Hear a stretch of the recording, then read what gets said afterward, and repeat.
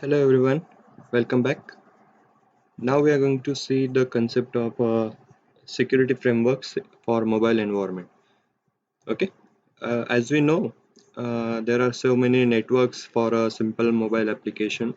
So one of these networks will be wireless radio network. Yes, obviously.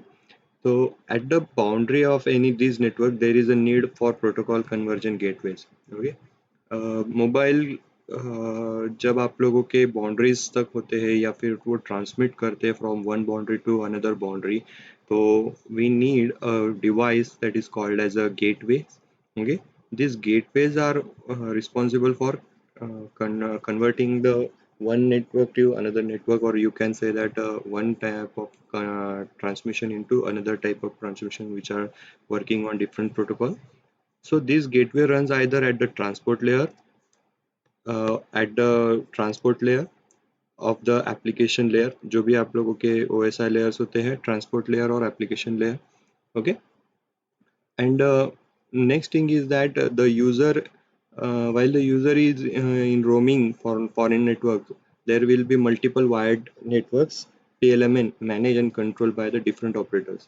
अगर ऐसी कोई condition होती है तो ये हम लोगों ने बोला कि एक बाउंड्री कंडीशन हो गई. दूसरा आप लोगों के फॉरेन कंडीशंस में होते हैं जहाँ पर रोमिंग की फैसिलिटी लगती है, तो वहाँ पर कुछ PLMN जो वायर्ड नेटवर्क है वो मैनेज किए जाते हैं और ऑपरेटर के द्वारा वहाँ पर कंट्रोल किए जाते हैं. Okay, so multiple gateways and multiple networks makes a challenges for the mobile environments. So to provide the secure system, authentication, non-repudiation, again authorization, confidentiality, these all things जो security measures हम लोगों ने देखे थे, तो सियानाटा, मैंने एक नाम बताया था आपको, शॉर्ट फॉर्म सियानाटा, confidentiality, integrity. So these are very challenging aspects to provide a secure communication.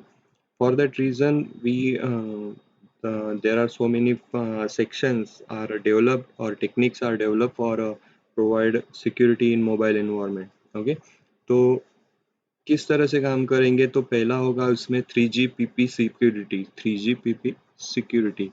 Okay, 3GPP security मतलब आप लोगों के 3G third generation point two point protocol बोल सकते हैं आप लोग.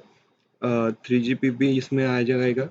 It is like one kind of a campus. Okay, एक कैंपस की तरह इसमें काम करेगा. और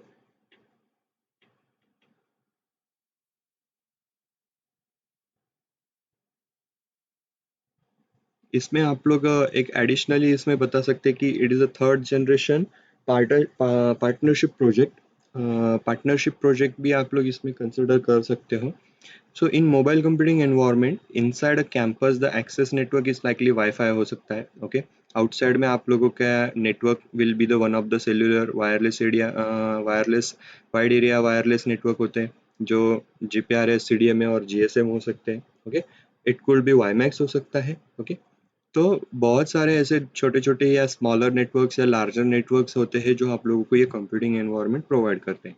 ओके, तो how you are going to provide the security over this CDMA networks और GSM नेटवर्क्स और GPRS नेटवर्क, तो ये सारे सेक्शंस तो हमने पढ़ लिए.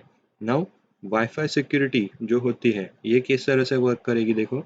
Wifi security is an extension of LAN security and primary design for data and application. Okay, so many security procedures for wireless wide area network GS and GPRS are designed primarily keeping the operator in mind. Operator में को consider करना पड़ेगा कि कुछ procedures हम लोगों को follow up करनी पड़ेगी for this wide area network जो होते हैं GSM, GPRS, CDMA के लिए, वो आप लोगों को पहले वहाँ पर note down करनी पड़ेंगी. All these security principles mainly try to protect operator from fraud and network misuse. जो ऑपरेटर आपके सर्विस प्रोवाइडर होते हैं उनको आप लोगों को फ्रॉड या नेटवर्क मिसयूज से बचने के लिए ये सिक्योरिटी मेजर्स वहाँ पर बनाने पड़ेंगे. None of these procedure address security concerns of user information or the application. जो ये प्रोसीजर्स जो होते हैं ये किसी तरह के इंफॉर्मेशन या यूज़र के लिए नहीं है, ये सिर्फ वो ऑपरेटर तक ही सीमित रहेंगी. ओके, तो कैसे होगा इसमें 3GPP में क्या क्या आपको अटैक हो सकते हैं और उसको कैसे एडवाइजरी हम लोग उसमें कर सकते हैं in order to perform an attack in wireless wide area network the adversary has to possess one or more of the following capabilities. Okay, ये क्या क्या चीज़ें हम लोगों को वहाँ पर कंसिडर करनी पड़ेगी या ध्यान रखना पड़ेगा। तो सबसे पहला इवर्स ड्रॉपिंग। इवर्स ड्रॉपिंग मतलब this is a capability through which the advisory eavesdrop signalling and data traffic associated with the user. मतलब एक तरीके से जो दो यूजर के बीच में कम्युनिकेशन हो रहा है तो we are going to identify या फिर जो अटैक होते हैं वो कैसे होते हैं, तो उनको वो ट्रांसमिशन का टेक्निक वहाँ पर चेक करते हैं, वो उनके ऊपर कंट्रोल करते हैं, ऑब्जर्वेशंस करते हैं, पता करते हैं कि किस तरह से ये अपने डेटा को सेंड कर रहे हैं नहीं कर रहे हैं, या क्या इक्विपमेंट वहाँ पर यूज करने पड़ेंगे। तो this is the capability through which the advisory eavesdrop signaling and data traffic associated with the user। आपके सिग्नल्स जो भेजे जाते हैं वो एज वेल एज जो डेटा डेटा होता है उसके ऊपर ये ध्यान रखने का काम करेगा आपका यहाँ पर जो ऑपरेटर वगैरह है वो यहाँ पर ध्यान रख सकता है। Equipment required for such attack is a modified mobile station और रेडियो रिसीवर। ये एक तरीके का अटैक हम लोग बोलेंगे, उसके लिए आप लोग क्या यूज करेंगे, मोबाइल स्टेशन या रेडियो रिसीवर जो होता है मॉडिफाइड वर्जन आप लोगों को वहाँ पर लगने वाला है। impersonation of a user, this is the capability whereby the adversary sends signaling and a user data to network, signalling and user data to network. यहाँ पर आप लोगों को क्या है, एक तरीके का अटैक है जो आप लोगों का सपोज ए और B is going to work, is going to communicate to each other. So unauthorize person जो थर्ड पार्टी होगी ही विल इम्पर्सनेट, वो ऐसे वहाँ पर शो करेगा कि सेंडर ए और बी में से जो ए सेंडर है वही डेटा भेज रहा है। ये इस तरह से वर्क करेगा, जो अनऑथराइज यूजर है वो ऐसे इम्पर्सनेट करेगा कि जो ओनर है वो मैं ही हूँ, ए ही भेज रहा है ये डेटा, इस तरह से। हालांकि ए उसके डेटा आप लोगों को वहाँ पर भेज नहीं रहा है वहाँ पर। ओके, तो ये शो ऑफ करना एक थर्ड पर्सन या डुप्लीकेट आइडेंटिटी के तौर पे वहाँ पर शो ऑफ करना, और फिर उसको नेटवर्क और सिग्नल वहाँ पर भेजना, उसके बेसिस पे वो सिग्नल वहाँ पर भेजना। Okay, in attempt to make the network believe that they originate from a genuine user, equipment required for such a क्या क्या चीज़ें लगेगी वहाँ पर, मोबाइल स्टेशन और रेडियो ट्रांसमिशन वहाँ पर आप लोगों को लगेंगे, जहाँ से फिर ये डेटा आप लोगों को भेजना है, एक बताने के लिए, शो करने के लिए कि आपका जेन्युइन सेंडर कौन है, आपका यूज़र कौन है। जो यूज़र है वो एक ही तरह ए यूज़र जो है वही एक डेटा भेज रहा है, इस तरह से वहाँ पर शो करवाना। Next is compromising authentication vectors in the network. The adversary possesses a compromised authentication vector which may include challenge response pair। मतलब यहाँ पर एक तरीके से ऑथेंटिकेशन प्रोसेस वहाँ पर होगी सेंडर और रिसीवर के बीच में, एक तरीके का चैलेंज दिया जाएगा। फॉर एग्जांपल कोड लैंग्वेज की तरह होगी, अगर मैं एक कोड बताता हूँ तो वो दूसरा उस पर रिस्पॉन्ड करेगा। ओके, तो साइफर की एंड इंटीग्रिटी की या साइफर कीज या इंटीग्रिटी कीज वहाँ पर यूज करेंगे। This data may have been obtained by compromising network nodes or by intercepting signaling message or network links and then through brute force attack। ये हम लोग पता भी कर सकते हैं यहाँ पर जो थर्ड अटैकर होगा वो ये कैसे पता कर सकता है, जो आप लोगों के नोट्स होते हैं जिसके थ्रू आप लोग ये चैलेंज पेयर्स या क्रिएट शेयरिंग करते हैं वगैरह, तो वो उनके ऊपर डायरेक्टली अटैक कर सकता है और उनके थ्रू आप लोगों का ये लिंक जो है वो पता कर सकता है। और वो ये कुछ अटैकर के एल्गोरिदम से ब्रूट फोर्स अटैक जो आप लोगों के सिग्नल्स को रिट्राइव भी करते हैं, पता करते हैं, पासवर्ड प्रोटेक्शन वगैरह जो होते हैं, रिकवरी पासवर्ड रिकवरी जो होते हैं वो सॉफ्टवेयर्स या कुछ अल्गोरिदम यूज करके उनको कॉम्प्रोमाइज कर सकते हैं। अब यहाँ पे देखो कैसे काम करता है। अब आप मैंने बता दिया कि इम्पर्सनेशन ऑफ यूजर हो गया, वही सिमिलर यूजर ही भेज रहा है हम लोगों को वो शो करना। या फिर impersonation of the network, network में से हमें जो नेटवर्क जहाँ से आना चाहिए था हमें पता है कि वहीं से आ रहा है, रिसीवर को ऐसा ही लग रहा है कि वो ओरिजिनल नेटवर्क से ही आ रहा है, बट एक्चुअली वो कहीं और से सिग्नल वहाँ पर आप लोगों के भेजे जा रहे हैं।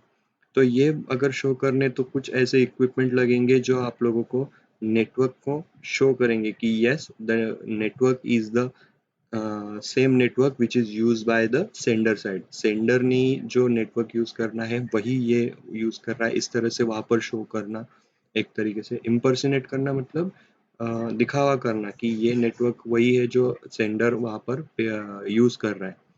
Man in the middle, man in the middle कैसे काम करता है?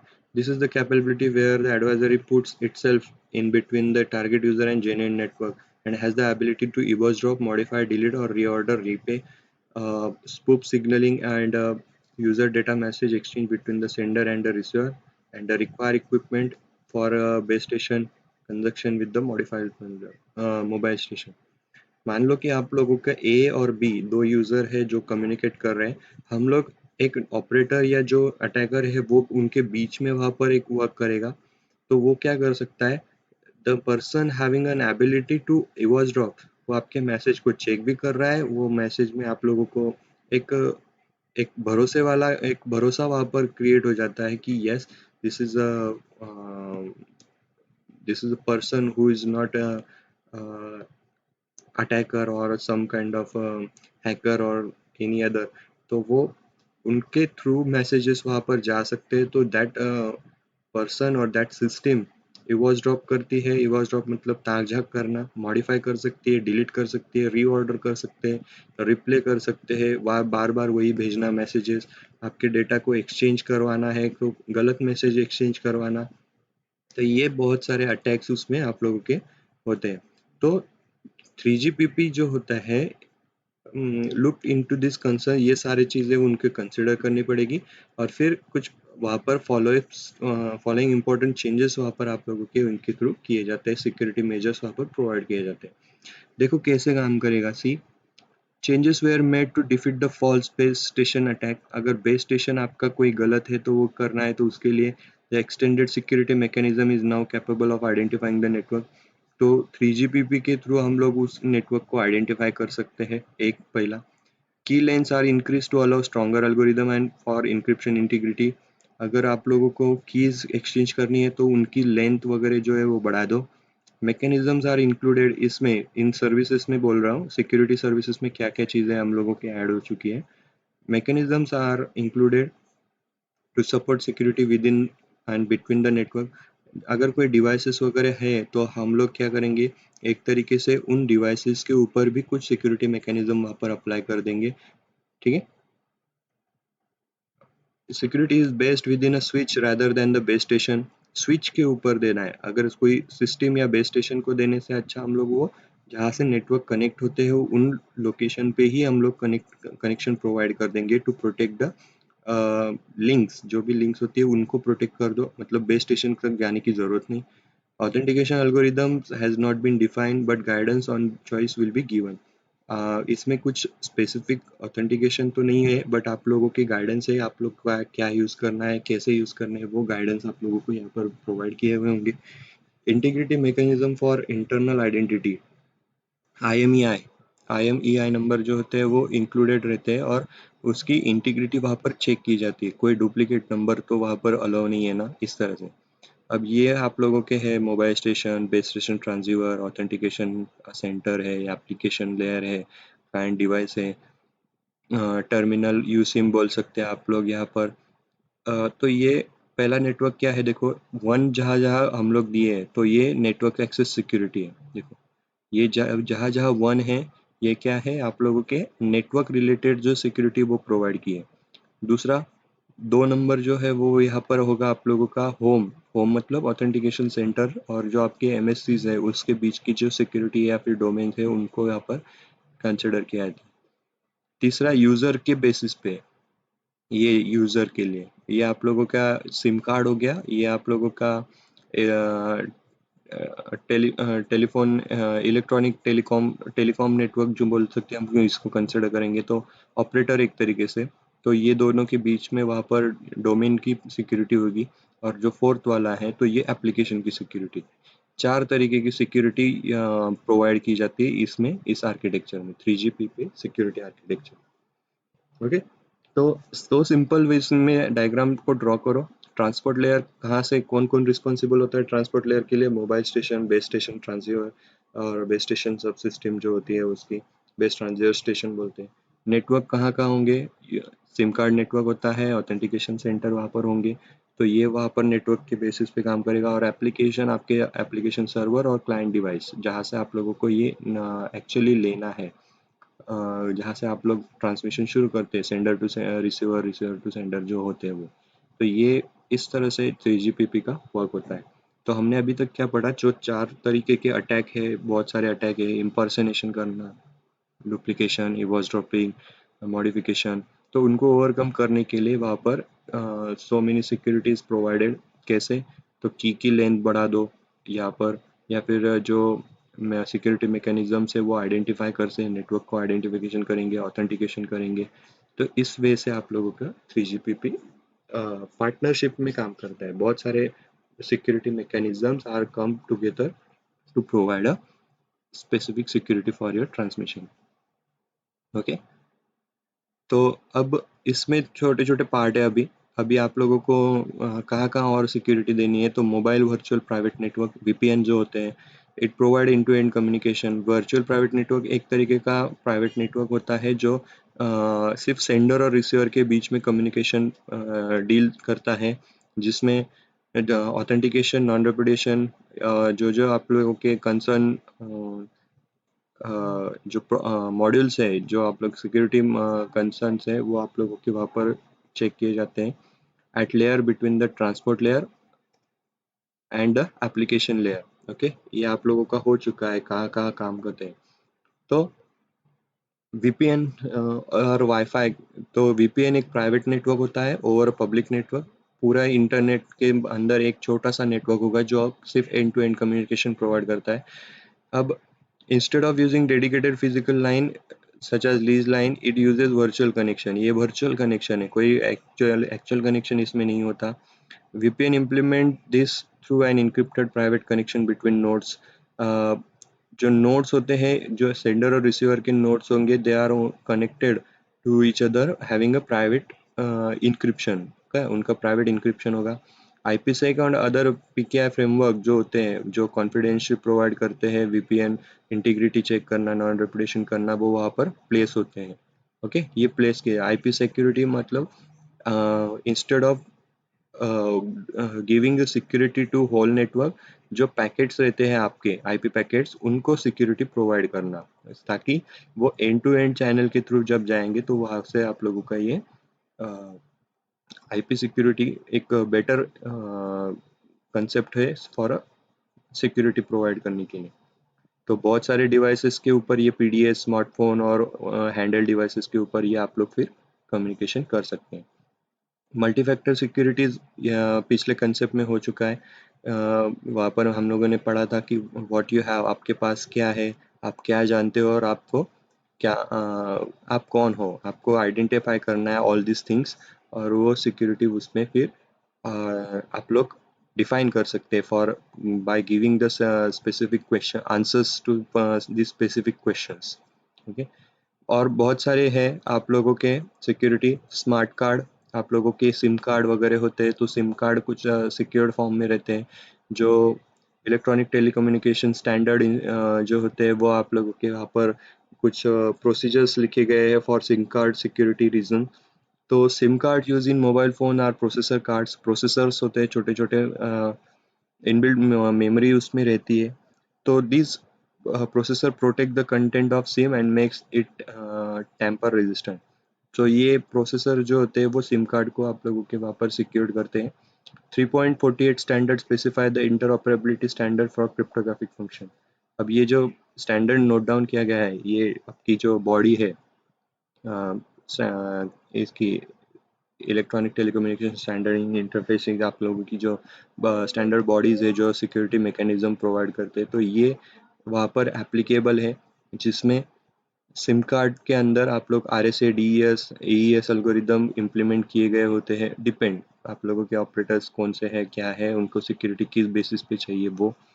अगेन प्राइवेट की एंड मेनी अदर की can be stored in this files. कुछ फाइल्स उसमें होती है, तो वो फाइल्स में आप लोगों के ये कीज़ जो होती है वो शेयर्ड रहती है या फिर स्टोर रहती है। अगेन दिस फाइल्स जो होते हैं वो पासवर्ड प्रोटेक्टेड रहती है। अगर कोई सिम कार्ड लॉस्ट होता है तो ये इंफॉर्मेशन स्टिल वो प्रोटेक्टेड रहेगी। अगर कोई काउंटर अटैक भी करता है तो आपके प्रोसेसर उसमें वो अलाउ नहीं करते हैं। ठीक है, तो it is one kind of security. Smart card security is also one kind of framework. अब इसके बाद आप लोगों का आएगा म्यूचुअल और स्पेशल ऑथेंटिकेशन। म्यूचुअल और स्पेशल मतलब क्या होगा, जो आप लोग सिम जो सिक्योर्ड इंफॉर्मेशन स्टोर करता है, private keys, wireless identity module and many other private keys information, इसमें कुछ आप लोग also have various algorithm implemented. बहुत सारे एल्गोरिदम्स उसमें वहाँ पर इम्प्लीमेंटेड किए गए होते हैं। And this can facilitate mutual authentication. जैसे कि टी एस एस एल और टी एल एस ऑथेंटिकेट करते हैं, वहाँ पर नॉर्मली नहीं हो पाता वो। जैसे ऑथेंटिकेशन वो करते हैं, वो एक्चुअल ऑथेंटिकेशन क्लाइंट का authentication is generally not done. So using SIM card के अंदर आपको पता है कि इंफॉर्मेशन स्टोर रहती है। So we can carry out the client authentication और wireless network using SIM card. This is called as a mutual authentication. हम लोग सिम कार्ड का यूज करके अगर कोई ऑथेंटिकेशन करते हैं तो उसको बोलते हैं mutual authentication. Okay, because it having a 3.08 procedures, GSM की प्रोसीजर्स है, जिसमें आप लोग क्लाइंट के जो सिम कार्ड आइडेंटिटी एंटिटीज होती है वो आप लोग वहाँ पर पता कर सकते हैं। ओके, अगेन इसमें जीएसएम और जीपीआरएस रिलेटेड कुछ इंफॉर्मेशन स्टोर रहती है, जैसे having a country code, network code, base station information. So this kind of mutual information you can use for your authentication, so that you can identify the genuine user for your transmission. Okay, अब इसके अलावा are F I D, radio frequency identification. Are F I D में आप लोगों को पता है कैसे काम करते हैं। कुछ टैग्स वगैरह रहते हैं जो सिर्फ डिटेक्ट किए जाते हैं और उनको हम लोग कंट्रोल कर सकते हैं वे एक सिक्योरिटी मॉडल से थ्रू आप लोग कंसिडर कर सकते हैं। आप लोगों ने वो पढ़ा होगा, आप लोगों आईओटी वगैरह कंसेप्ट आप लोगों को पता है। उस टाइप के थ्रू आप लोग यहाँ पर क्या हो गए, आरएफआईडी में कुछ आइडेंटिफिकेशन टैग्स जनरेट किए गए रहते हैं जो रेडियो फ्रिक्वेंसी के थ्रू आइडेंटिफाई किए जाते हैं। अब अगेन इसमें कुछ 64 बिट के आरएफआईडी टैग्स जो होते हैं वो अटैच किए रहते हैं, और इसको ई पासपोर्ट्स बोल सकते हैं आप लोग। इस ई पासपोर्ट जो होते हैं वो आप लोग इसको कंसिडर करते हैं इलेक्ट्रॉनिक पासपोर्ट। और ये जो होते हैं इसमें आप लोगों के आरएफआईडी जो टैग्स होते हैं उसमें birth date, name, digital photograph, digital face recognition, ये आप लोगों के उसमें कंसिडर किए जाते हैं। और work in very close places, जो रेगुलर एरियाज है नॉर्मली वहाँ पर ये काम करता है। Distance of more than 10 centimetre should not be able to read the content of e passport. 10 centimetre मतलब एक तरीके से वो आप लोग अगर पास आउट करते हैं, जो रीडर होता है वो रीडर आप लोगों का अगर 10 सेंटीमीटर या मोर देन है आप लोगों के, तो उसमें मोर देन 10 सेंटीमीटर होता है तो वो वर्क नहीं करता। सो हम लोग यहाँ पर कुछ रेडियो टैग्स प्लेस करेंगे। In reality it was found that radio tags जो होते हैं readable distance is 30 feet. 30 feet तक हम लोग उनको टैग कर सकते हैं। ओके, आप लोगों ने बारकोड रीडर वगैरह देखा होगा। बारकोड रीडर जिनकी रेंज कम ज़्यादा होती है वो 10 सेंटीमीटर से ज़्यादा तक स्कैन नहीं कर पाते, कभी कभी आप लोगों ने स्टोर्स में देखा होगा। ओके, तो ये आर एफ आई डी की सिक्योरिटी है। अगेन मोबाइल एजेंट होते हैं। मोबाइल एजेंट मतलब mobile agent are processes that can continuously migrate from one network computer to another, and they are useful in many applications, especially for those in internet. इसमें देखो कैसे I give my weekly shopping list to my mobile agent who visit the website for all store within 3 kilometre. और वो आप लोगों के एक तरीके से आप लोग पार्सल जो करते हैं या फिर आप लोग होम डिलीवरी जो बोलते हैं उस तरीके का ये काम करेगा। You just give your requests to your mobile agent. Mobile agent identifies the necessary things for your requests and just provide the number of resources for you. But again, one thing you have to keep in mind: this mobile agent is having a एक भरोसेमंद होना चाहिए। हम लोग उसको क्या बोलते हैं, ये वैलिड और सर्टिफाइड होना चाहिए जो आप लोगों की ये बहुत सारे सर्विसेज आप लोगों को प्रोवाइड करेगा। ओके, तो ये मोबाइल एजेंट सिक्योरिटी होती है, या फिर despite any many practical benefit mobile user provide the better security significant threat. आप लोगों को अगर कुछ नॉलेजेस नहीं है, या फिर आप लोगों को नहीं पता है कि किस तरह से ऑपरेट करना है, तो you just pass it all the request to your third party which is authorise one, and give the task to that particular person. He will identify the solution for the same. Okay, वो decision उसके through आप लोग consider करेंगे। Okay, तो these are the various security frameworks. कुछ mobile virus हम लोग consider करेंगे। अगर दो चीज़ें हैं तो मोबाइल वायरस और worms. Viruses are in common in PC and desktop environment. They were not common in mobile environment. Things are changing, so mobile devices become more intelligent, more flexible, and higher capabilities. So viruses are surfacing. Some are already out in the open. कुछ virus called कैबिर या कबीर आप लोग बोल सकते हैं, विच exploit Bluetooth vulnerability. ये आप लोगों के ऐसे वायरसेस है जिसके थ्रू आप लोगों को प्रोटेक्ट करना ही होगा। आप लोग जो ब्लूटूथ यूज़ करते हैं उसके ऊपर ये अप्लाई हो जाता है। नवंबर 2004 में एक वायरस आया था स्कल डॉट ए, जो सेम नोकिया फोन्स में इम्प्लीमेंट हुआ था। ठीक है, तो you just have to provide this details. Okay, ये आप लोगों को सिक्योरिटी फ्रेमवर्क मतलब to avoid the mobile worm और to avoid the mobile viruses, what you have to do, you have to provide the various standards to protect these kind of things which are going to compromise your devices or your desktop system, whatever जो भी हो ये। तो mobile warm एक तरीके से, warm मतलब वो स्प्रेड होते हैं, एक तरीके से वायरस ही है, बट ये स्प्रेड होता रहता है। ठीक है, continuously one network to another network एक होता है।